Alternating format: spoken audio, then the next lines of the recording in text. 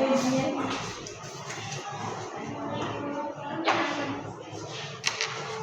have a problem in my room. Oh, I'm so sorry to hear that. Well, some to be the issue. The air conditioner isn't working properly, and also the TV has no signal. Alright, I see which room are you in.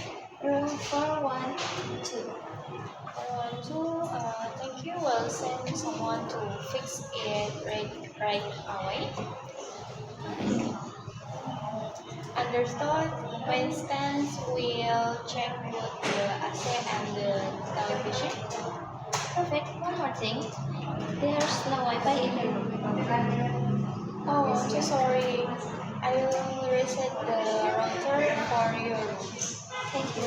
And the hot water in the shower isn't working either. I will inform the maintenance team to fix the water heater. I appreciate that. It's been a bit noisy next door too. I'm so sorry about that. I can ask housekeeping to speak with neighbors. That will be helpful. Would like you temporary room? Will we fix the issue? If it's impossible, yes. We have room 412 available. So I prepared it for you. Yes, please. That will be great. Alright. Dawn, housekeeping will help you move your things. Thank you so much for your quick help.